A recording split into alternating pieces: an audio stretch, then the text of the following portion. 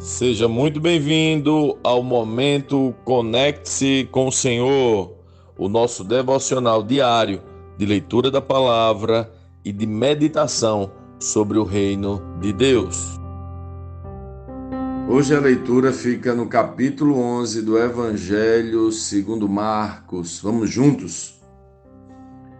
Quando já se aproximavam de Jerusalém, Jesus e seus discípulos chegaram às cidades de Betfagé e Betânia, no Monte das Oliveiras. Jesus enviou na frente 2 discípulos. Vão, aquele povoado adiante, disse ele. Assim que entrarem, verão amarrado ali um jumentinho, no qual ninguém jamais montou. Desamarrem-no e tragam-no para cá. Se alguém lhes perguntar o que estão fazendo, digam apenas: o Senhor precisa dele e o devolverá em breve. Os 2 discípulos foram e encontraram o jumentinho na rua, amarrado junto à porta. Enquanto o desamarravam, algumas pessoas que estavam ali perguntaram: o que vocês estão fazendo desamarrando esse jumentinho? Responderam conforme Jesus havia instruído e os deixaram levar o animal. Os discípulos trouxeram o jumentinho, puseram seus mantos sobre o animal e Jesus montou nele. Muitos da multidão espalharam seus mantos ao longo do caminho diante de Jesus, e outros espalharam ramos que haviam cortado nos campos. E as pessoas, tanto as que iam à frente como as que o seguiam, gritavam: Hosana, bendito é o que vem em nome do Senhor. Bendito é o reino que vem, o reino de nosso antepassado Davi. Hosana no mais alto céu. Jesus entrou em Jerusalém e foi ao templo. Depois de olhar tudo ao redor atentamente, voltou a Betânia com os 12, porque já era tarde. Na manhã seguinte, quando saíam de Betânia, Jesus teve fome. Viu que a certa distância havia uma figueira cheia de folhas e foi ver se encontraria figos. No entanto, só havia folhas, pois ainda não era tempo de dar frutos. Então Jesus disse à árvore: nunca mais comam de seu fruto. E os discípulos ouviram o que ele disse. Quando voltaram a Jerusalém, Jesus no templo e começou a expulsar os que compravam e vendiam animais para os sacrifícios. Derrubou as mesas dos cambistas e as cadeiras dos que vendiam pombas. Impediu todos de usarem o templo como mercado e os ensinava, dizendo: as Escrituras declaram: meu templo será chamado casa de oração para todas as nações. Mas vocês o transformaram no esconderijo de ladrões. Quando os principais sacerdotes e mestres da lei souberam o que Jesus tinha feito, começaram a tramar um modo de matá-lo. Contudo, tinham medo dele, pois o povo estava muito admirado com seu ensino. Ao entardecer, Jesus e seus discípulos saíram da cidade. Na manhã seguinte, quando os discípulos passaram pela figueira que Jesus tinha amaldiçoado, notaram que ela estava seca desde a raiz. Pedro se lembrou do que Jesus tinha dito à árvore e exclamou: veja, Rabi, a figueira que o Senhor amaldiçoou secou. Então Jesus disse aos seus discípulos: tenham fé em Deus. Eu lhes digo a verdade. Vocês poderão dizer a este monte: levante-se e atire-se no mar. Isso acontecerá. É preciso, no entanto, crer que acontecerá e não ter nenhuma dúvida em seu coração. Digo-lhes que, se crerem que já receberam qualquer coisa que pedirem em oração, lhes será concedido. Quando estiverem orando, se tiverem alguma coisa contra alguém, perdoem-no, para que seu Pai no céu também perdoe os seus pecados.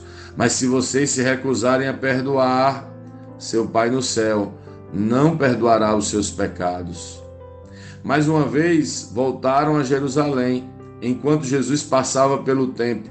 Os principais sacerdotes, mestres da lei e os líderes do povo vieram até ele e perguntaram: com que autoridade você faz estas coisas? Quem lhe deu esse direito? Jesus respondeu: eu lhes direi com que autoridade faço essas coisas se vocês responderem a uma pergunta. A autoridade de João para batizar vinha do céu ou era apenas humana? Respondam-me. Eles discutiram a questão entre si. Se dissermos que vinha do céu, ele perguntará por que não cremos em João. Mas será que ousamos dizer que era apenas humana? Tinham medo do que o povo faria, pois todos acreditavam que João era profeta. Por fim responderam: não sabemos. E Jesus replicou: então eu também não direi com que autoridade faço essas coisas.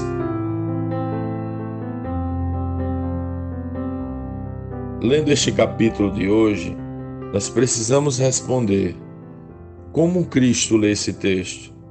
O que aprendemos nele? E que aplicações práticas esse texto deve trazer para as nossas vidas?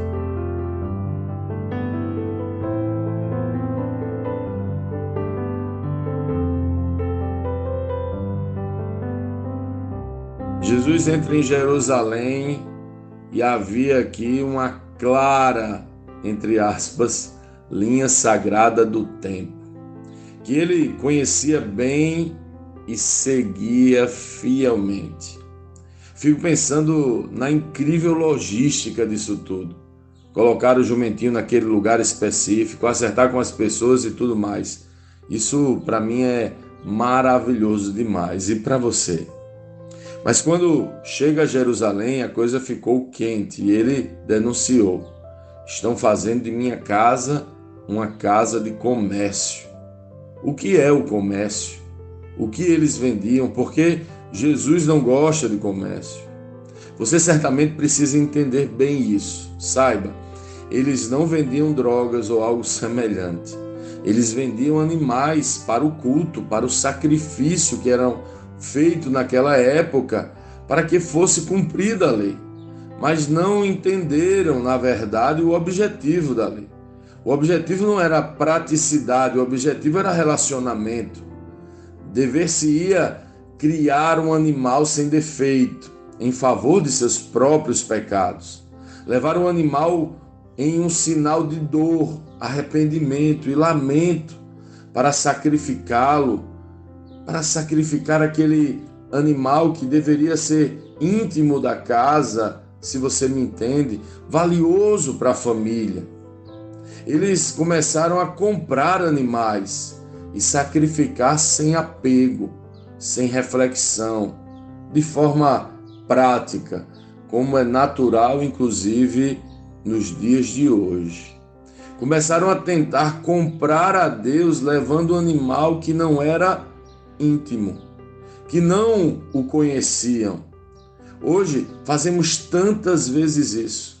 Deixamos entrar comércio em nossos corações e permitimos que nossas orações e sacrifícios se tornem barganhas, como se quiséssemos comprar o favor de Deus.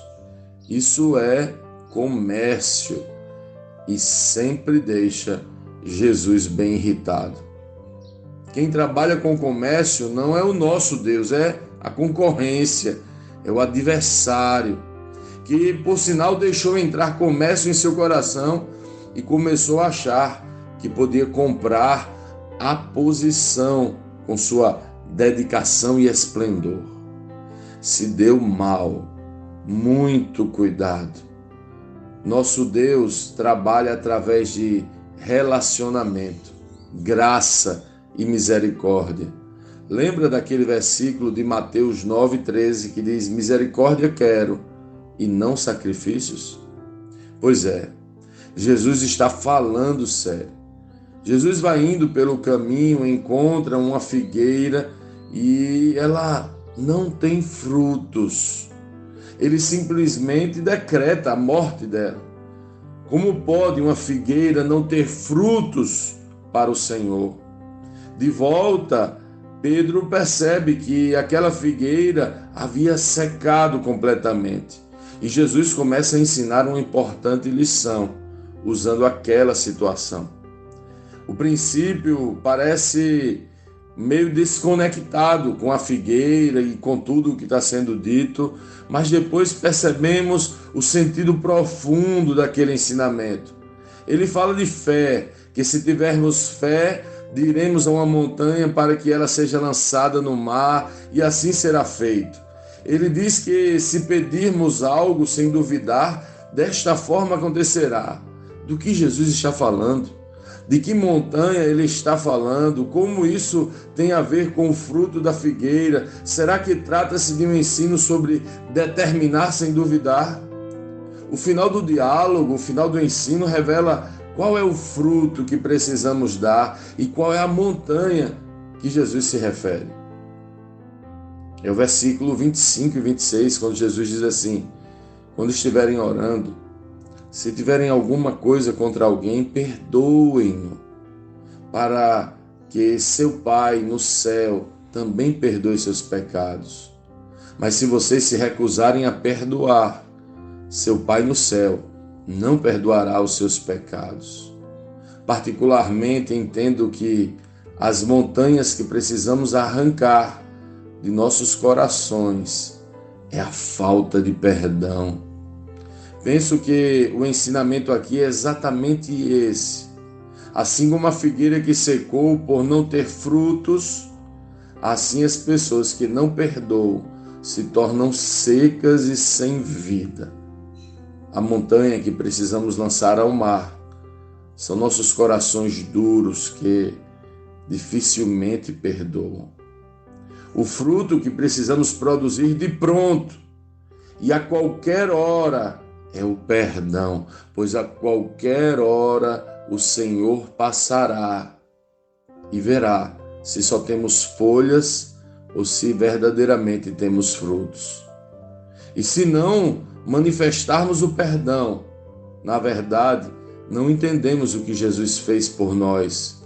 E por isso estamos distantes de receber o nosso próprio perdão.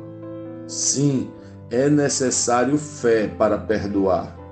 Não é necessário que o outro reconheça e se arrependa, é necessário fé. Fé em quem? No outro que nos ofendeu? Com certeza não. Fé em Jesus, naquele que nos amou. É porque ele nos amou que devemos amar. É porque ele nos perdoou que devemos perdoar.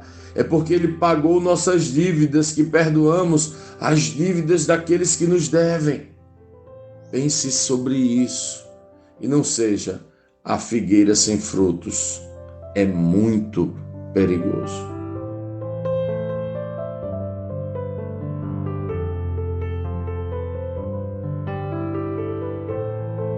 Sim, que bom ter você neste devocional e poder compartilhar o Evangelho. Mas, como sempre dizemos, o texto de hoje, o texto de cada dia, tem muito mais para oferecer, muito mesmo. Nosso objetivo aqui é te influenciar a parar um pouco e ler o texto bíblico, pois acreditamos que 5 minutos de vida na palavra podem transformar completamente uma vida. Que Deus te abençoe.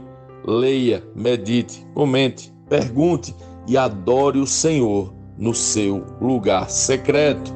Conecte-se com o Senhor.